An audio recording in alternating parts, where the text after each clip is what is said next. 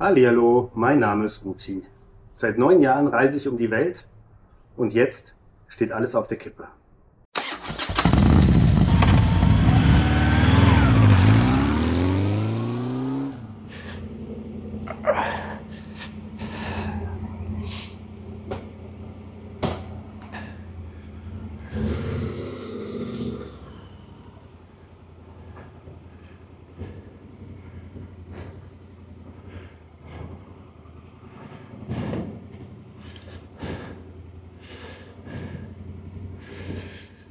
Gracias.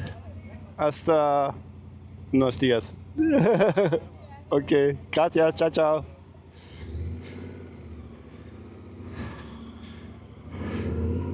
So. Guten Morgen. Heute ist der große Tag. Ich verlasse den Chaco. Philadelphia, hier die Kolonie. Und ihr seht, gutes Wetter zum Glück. Es hätte ja auch mega schütten können, dann ist hier ein Meter Matsch. Dann fahren die Leute immer hier auf den Bürgersteig, weil das die einzige, also weil das halt gepflastert ist. Und ich fahre heute nach Asunción, die Hauptstadt von Paraguay. Das sind 455 Kilometer. Und ich wollte gar nicht dahin erstmal, weil ich fahre jetzt nur dahin, weil mein MacBook eben kaputt ist.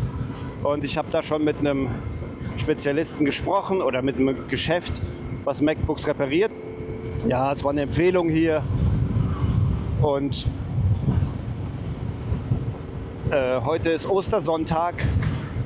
Morgen, also Ostermontag ist normalerweise ich mache hier mal zu, dann hört man mich vielleicht besser, in Südamerika kein Feiertag. Normalerweise ist Semana Santa, also es ist die Woche vor Ostern, das ist die heilige Woche.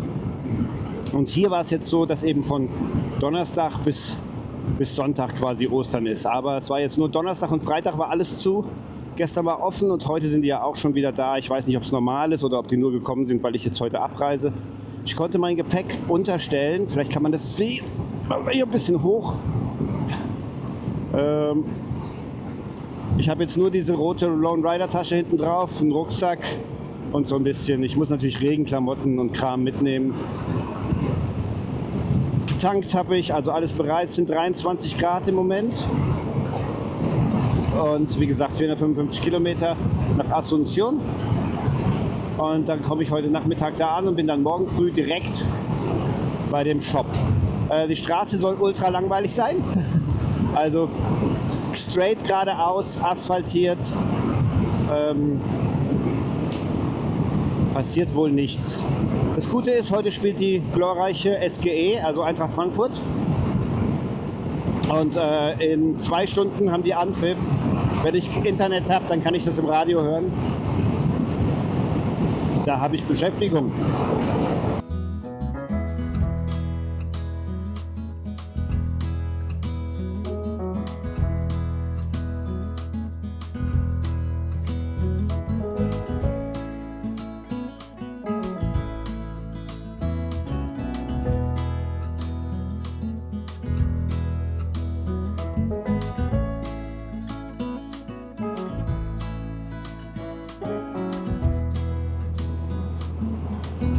So.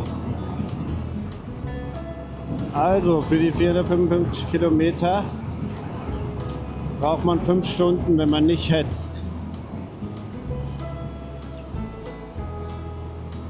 Also die Straße ist wirklich mega langweilig, mega geradeaus. Landschaft. Es wird ein bisschen grüner vielleicht im Gegensatz zum Anfang. Und jetzt sind wir halt in Asunción.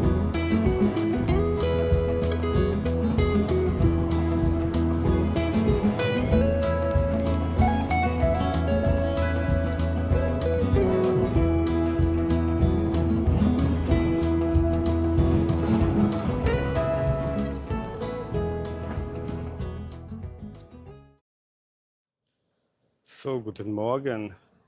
Im Hintergrund sieht man schon iFixit. Ich bin hier vor dem Apple Shop. Heute ist der große Tag. Und ja, ich bin super nervös. Können Sie es reparieren? Was kostet es? kriege ich auch eine neue Batterie. Also erstmal wäre es gut, wenn sie es überhaupt reparieren können. Wenn nicht, habe ich ein großes Problem. Ja, ich bin jetzt hier schon um 10, macht es auf. Jetzt ist es Viertel vor 10, also ich bin pünktlich da, habe alles dabei. Alte Batterie, neue Batterie, Ladegerät, was weiß ich. Und jetzt bin ich mal gespannt und werde dann Bericht erstatten, was hier passiert. Oder was die sagen. Also, die haben das jetzt aufgenommen und ja, also sie hat gesagt, morgen oder übermorgen ist die Diagnose. Dann habe ich gesagt, so, ey, heute nicht. Und dann hat sie gesagt, so, ja, ich kann noch sagen, dass es eilig ist, bla bla bla. Also wir werden sehen. Also hier in Südamerika läuft immer alles über WhatsApp. Das ist halt praktisch. Und die werden mir dann auf WhatsApp schreiben. Und ja, ich bin ja super nervös. Also das ist halt echt. Wenn die sagen, es kostet 500 Euro, bin ich am Arsch. Und dann ist halt die Frage, lohnt sich das überhaupt noch? Der Laptop ist 5 Jahre alt. Was ich jetzt noch brauche, ist ein Hinterreifen. Da fahre ich jetzt hin und guck mal, was die so haben. Also, die haben schon mal gar nichts. Weder 140er noch 150er Breite. Hier hätten die halt diese CST-Reifen, die mir empfohlen worden sind. Sind wohl super Reifen. Jetzt fahre ich zu einem, da gibt es angeblich Metzeler und Dunlop oder so. Schauen wir mal. 5 Minuten von hier. Das ist ganz angenehm, ist halt nicht Lima. In Lima musste immer dann 40 Minuten fahren oder 30 Minuten. Also die Entfernung ist dieselbe, aber es ist halt brutal. Die haben hier schon Dinger dastehen, aber keine Reifen dafür.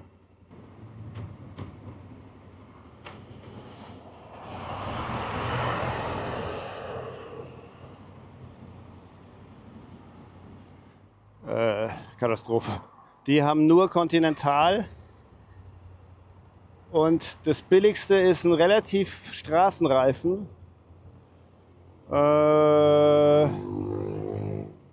230 $. Nur der Hinterreifen natürlich.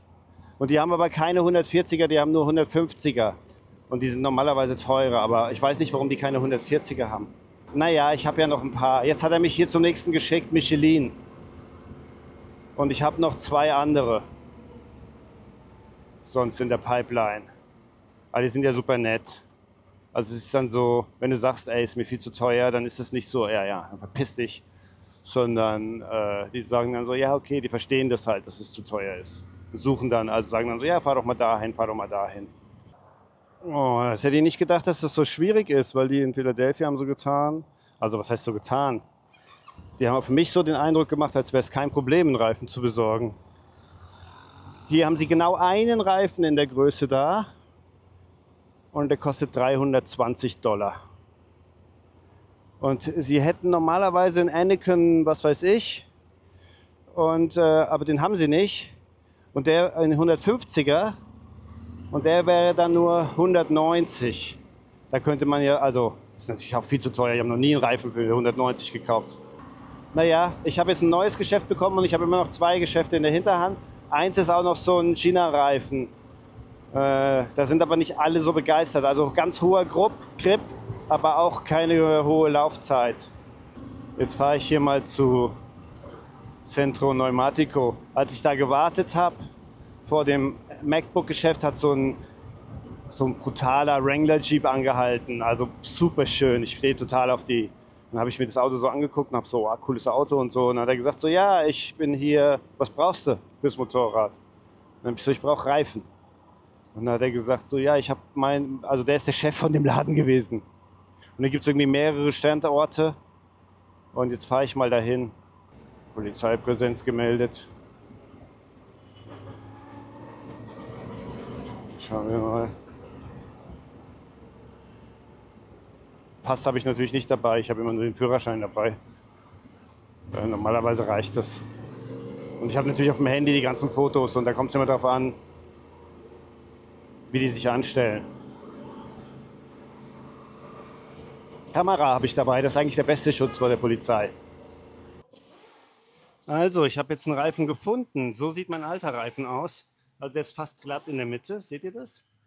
Hier ist er glatt. Außen ist natürlich noch was drauf, aber ich hätte den jetzt auch noch zurückgefahren, die 500 Kilometer.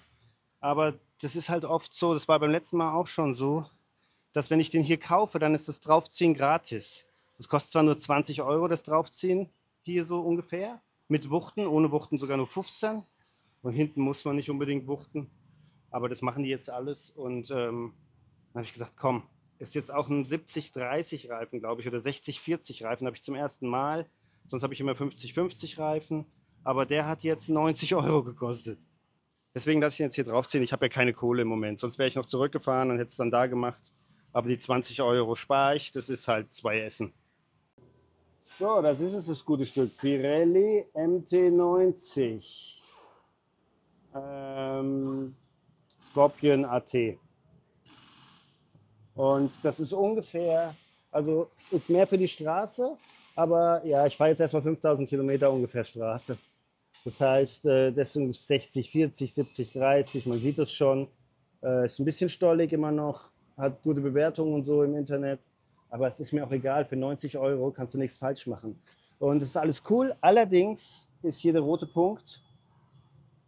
Und wer weiß es, der rote Punkt ist immer der leichteste Punkt am Reifen. Und der sollte am Ventil aufgezogen werden. Und ja, jetzt haben sie natürlich Mittagspause. Also es ist nicht schlimm, aber man braucht halt mehr Gewichte. Das haben die auch gemacht. Aber jetzt ist die Frage, ob ich noch mal eine Stunde warte und die das dann umwechseln. Ich habe es ihm gesagt, er sagt zwar, ja, ja, machen wir immer so. Dann habe ich gesagt, so ja, aber gut, wenn es egal wäre, wäre der Punkt halt nicht da. Und es kann dann sein, dass es mehr Vibrationen hat und so. Wahrscheinlich ist es scheißegal beim Hinterreifen, weil er so ein Traktorreifen ist. Das ist genau wie mit dem überhaupt ausbalancieren. Das ist nicht so wichtig. Jetzt kann ich fahren oder nicht, überlege ich. Aber ja, wenn ihr darauf achten wollt, das sollte immer am Ventil aufgezogen werden. So, jetzt hat er das nochmal gewechselt. Fanden sie jetzt nicht so toll, aber man sieht hier jetzt, jetzt braucht man eben nur noch die Hälfte vom Gewicht. Ich meine, ich habe das jetzt bei den Gewichtsdings nicht überprüft, aber die machen das ja mit der Maschine. Also, ja, jetzt ist alles korrekt. Es ist halt so, man muss halt immer bei der Werkstatt ein Auge drauf haben. Sonst machen die immer so schnell, schnell, zack, zack, zack. Und dann ist es halt nicht geil. Und wie gesagt, das wäre nicht so schlimm gewesen, aber man kann es auch gleich richtig machen. Jetzt ist es wie immer sehr vorsichtig fahren, sonst rutscht dir hinten der Reifen weg. Also so 50 Kilometer wäre es ganz gut. Mir ist es noch nie passiert, dass ich gerutscht bin, aber das bei jedem Reifenwechsel sagen die das, ey, fahr vorsichtig, hau dich jetzt nicht so in die Kurven. Aber es kommt natürlich darauf an, wenn du da fährst jetzt wie ein Idiot, dann legst du dich wahrscheinlich hin. Ich glaube, so auf gerader Strecke rutscht er jetzt nicht einfach weg. Aber da muss eben diese erste Schicht runter. Ein Reifen, der so stark für die Straße ist, hatte ich noch nie. Bin ich mal gespannt. Man ist ja immer geneigt, so krasse Offroad-Reifen zu nehmen, was aber natürlich Bullshit ist. Also, was heißt Bullshit? Wenn du jetzt nur Offroad fährst oder schweren Offroad fährst, ist es natürlich super und die sehen natürlich cool aus und so. Wenn du die meiste Zeit für die Straße fährst, ist es halt besser, weil diese Stollen sind halt scheiße auf der Straße.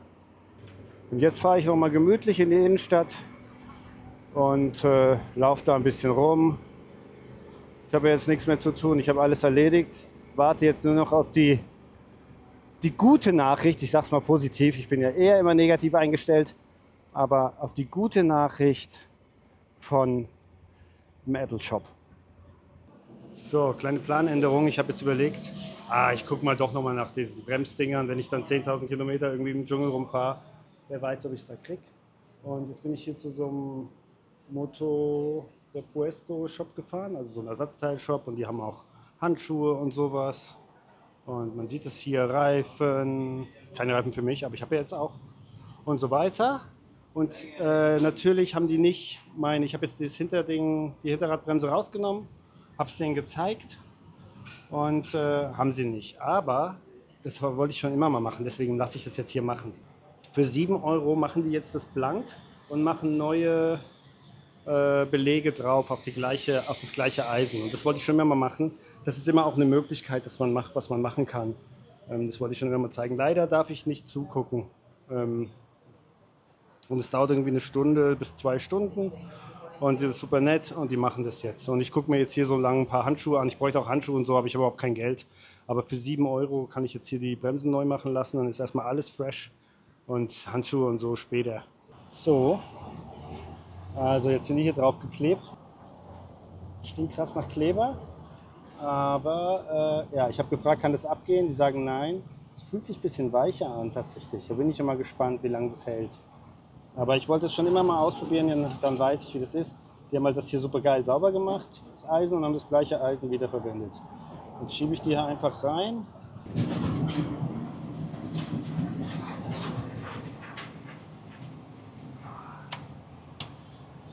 Zack.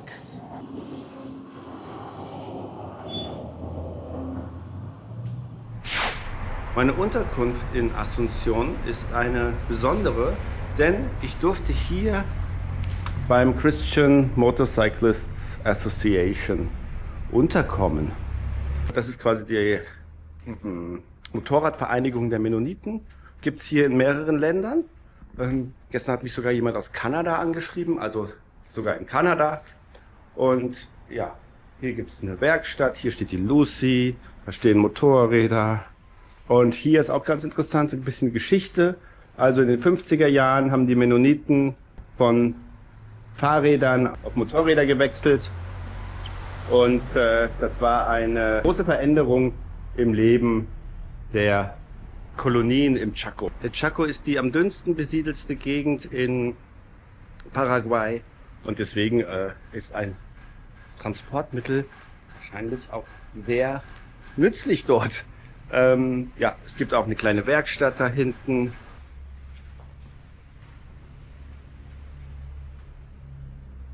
Steht eine BMW zum Beispiel. Und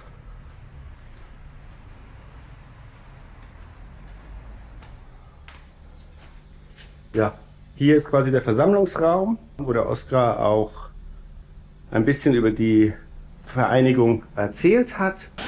Willkommen alle hier und auch schön, dass du da bist, Patrick, Ruti genannt. Also dies ist CMA, das steht für die englischen Buchstaben Christian Motorcyclist Association oder auf Spanisch Asociación de Motociclistas Cristianos.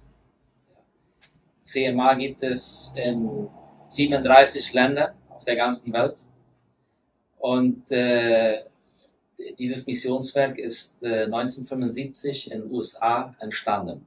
Von USA hat es sich dann weiter ausgebreitet und ist dann in die verschiedenen Länder gekommen. Und auch hier nach Paraguay. CMA ist kein Motorradclub, sondern ist ein Verein. Wir sind ein Motorradverein und unsere Aufgabe ist es, unser Ziel ist es,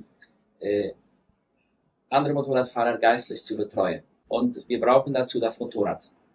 Warum? Weil unser Hobby ist das Motorrad. Wir fahren gerne Motorrad und wir sagen, wir fahren Motorrad mit einem Ziel. So, viajamos en moto con un propósito. Ja? Und welches ist das Ziel? Das Ziel von CMA ist, das kann man da oben lesen, cambiando el mundo un corazón a la vez. Ja? Also die Welt verändern, Herz für Herz. Ja? Also es geht uns darum, das Wort Gottes an die Motorradfahrer weiterzubringen. Das ist unser Hauptziel. Oft ist es so, dass die Motorradfahrer fragen, könnt ihr für uns beten? Wir müssen eine Weiterreise machen. Wir brauchen Bewahrung auf den weiten Straßen, dass das Motorrad intakt bleibt und dass wir gesund bleiben. Und viele Leute wollen sich gerne dem lieben Gott anvertrauen. So, dann helfen wir den Leuten dabei, beten für sie, wenn sie es haben, wenn sie es möchten. Und das ist eine Art und Weise, den Leuten die Liebe Gottes näher zu bringen.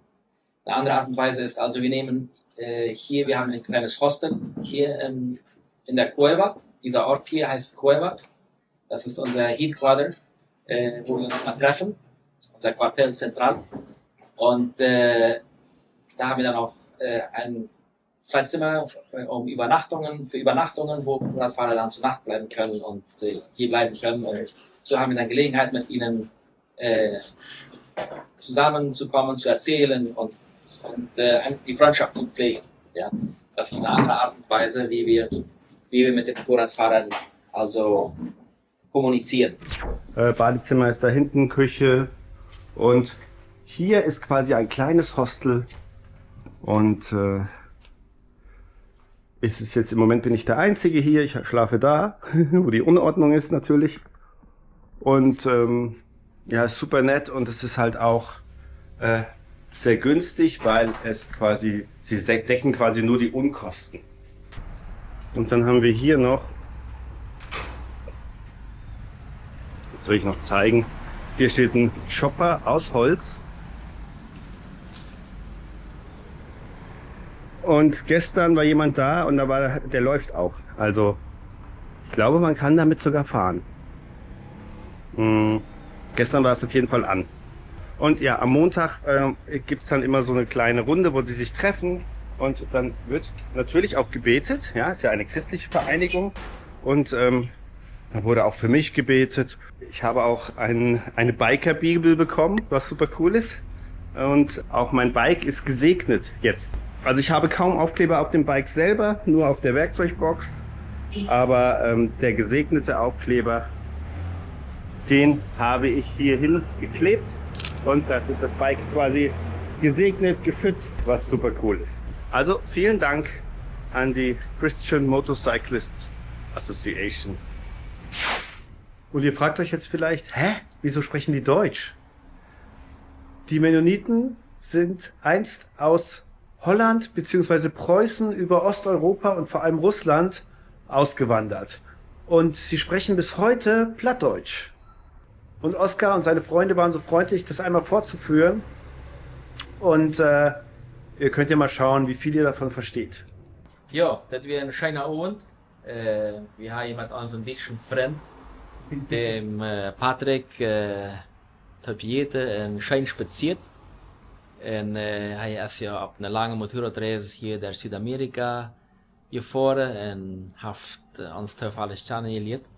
Und wir haben wirklich einen schönen Abend mit ihm gehabt. Und was ging es dort? Ja, sehr gut. Ein Chef nie geniert von ihm gehört. Und ja, wir würden hier auch mit länger und wieder eine Reise machen, aber die Familie ist hier thuis und wir sind hier irgendwo ein bisschen angewachsen, ja. Ja. Ich würde auch hier eine lange Reise machen, aber dafür fällt mir noch dort Motorrad mit meinen Kleinen dort. Es ist sehr anstrengend wie vor. Ja, so hört sich das an, wenn die Plattdeutsch sprechen. Genau. Ja. Ja. Dankeschön. Gerne. Sehr hier.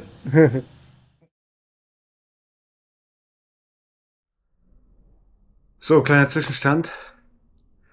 Der Laptop sollte heute zwischen 4 und 5 fertig sein. Aber es ist mittlerweile schon Abend. Und die haben mir heute Mittag geschrieben, dass sie einiges ausgetauscht haben und so weiter und so fort. Aber sie konnten ihn noch nicht zum Laufen bringen. Sie hoffen, dass es morgen oder übermorgen klappt. Ich habe mich dann schon super aufgeregt und so, dann nachgefragt, was kann das alles sein und so.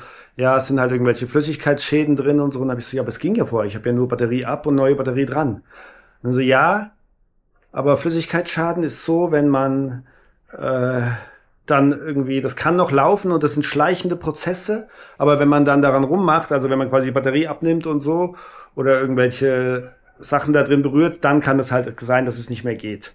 Und dann habe ich so, weiß ich nicht. Aber ich habe dann ChatGPT gefragt und ja, die KI hat es bestätigt. Ja, also die machen auch einen professionellen Eindruck und so, das ist alles okay, aber ich habe mich natürlich mega aufgeregt, weil im schlechtesten Fall können sie es nicht reparieren.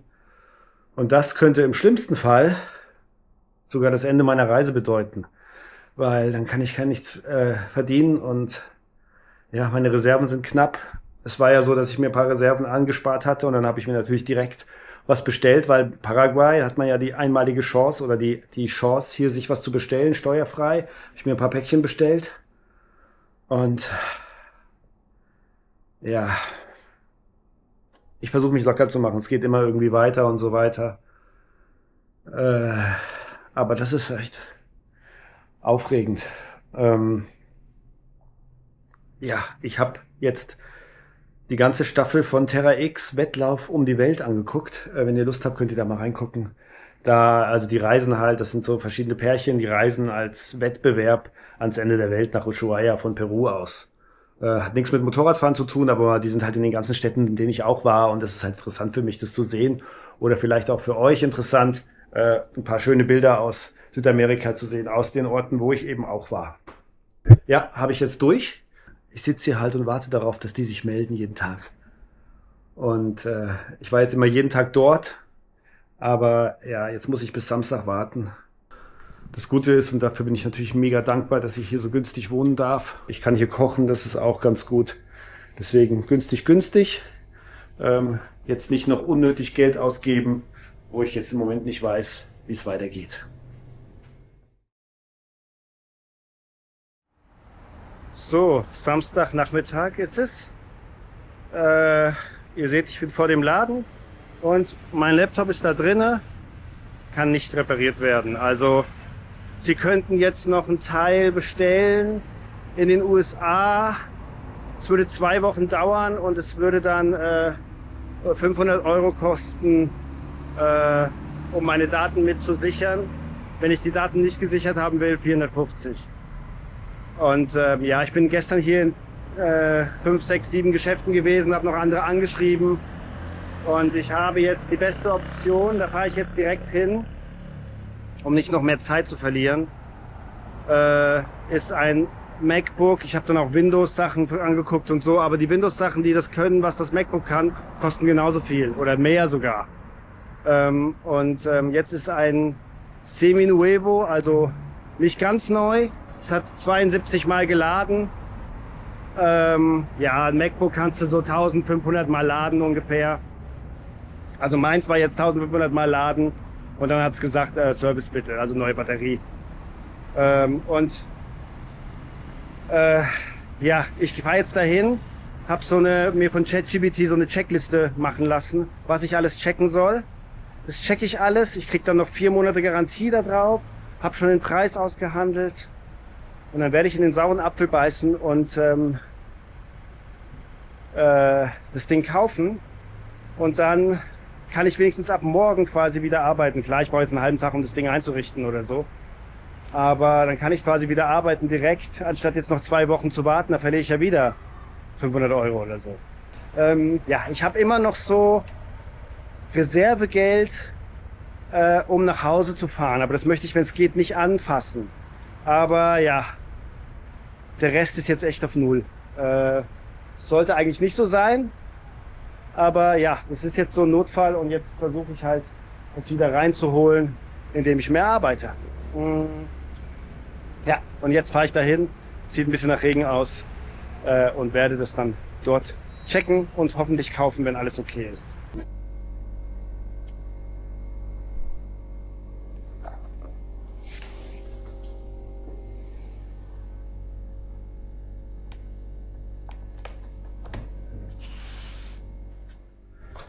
Also ich bin zurück und hier ist das gute Stück. Der neue Laptop. Ja, traurige Geschichte, aber die gute Nachricht ist, es ist nicht das Ende meiner Reise. Jetzt heißt es aber, schaffe, damit ich die Kohle wieder reinhole im nächsten Monat. Das war aufregend. Auf einer Langzeitreise sind das so solche organisatorischen Sachen die hauptsächlichen Probleme. Ja, das Reisen an sich in Südamerika ist ein Traum, aber wenn man Sachen organisieren muss, ja, ist das immer schwierig. Sowas fängt vielleicht so ab 6 Monaten hat man vielleicht die ersten Probleme. Vorher sollte eigentlich nichts auftreten. Ich bin jetzt halt schon 3,5 Jahre hier fast. 5 Jahre bin ich mit dem anderen Laptop gereist, 99.000 Kilometer. Er hätte die 100.000 auch geschafft, hätte ich nicht die glorreiche Idee gehabt, die Batterie zu wechseln. Traurig, aber ja, wer weiß, wann er kaputt gegangen ist. Man kann immer noch sagen, ja, eigentlich war es schlau, den hier kaputt zu machen, weil in einem anderen Land wird es halt immer schwieriger als in Paraguay. Ja, also viele aus Argentinien zum Beispiel und so weiter kommen hierher, um hier Elektronik zu kaufen, weil es hier halt besonders gut geht für südamerikanische Verhältnisse. Jetzt richte ich den Laptop ein, dann schneide ich dieses Video hier und dann geht's zurück nach Philadelphia. Da ist ja noch mein Zeug und ein Päckchen, was ich ja vorher noch bestellt hatte, ist dort mittlerweile angekommen. Also organisatorische Probleme sollte es im Moment keine geben. Mein Bike ist eigentlich fit für die nächsten mindestens 10.000 Kilometer. Mal schauen, welche Probleme auftreten werden. Ich hoffe, der Laptop hält. Ich bedanke mich für die nette Unterstützung bei Michael aus Köln, Hans Sueli, Matthias, Friedrich, Andi Klick, Ingwer, Susanne und Ralf und den Podcaster Martinski vom Podcast Kettenöl. Auch jetzt, wo ich so viel Zeit hatte, habe ich das angehört. Der Podcast heißt Kettenöl und Ravioli. Da fehlt irgendwie noch eine Folge, aber bis dahin habe ich es gehört. Es macht Spaß, das zu hören. Natürlich sieht man manche Sachen anders, aber es ist trotzdem interessant oder gut gewesen, das noch zu hören. Wenn ihr Lust habt, könnt ihr reinhören. Gibt es bei Spotify. Oliver, Albert und Ulrike und Robert aus Sindelfingen. Vielen, vielen Dank. Wir sehen uns hoffentlich bald wieder. Auf Wiedersehen.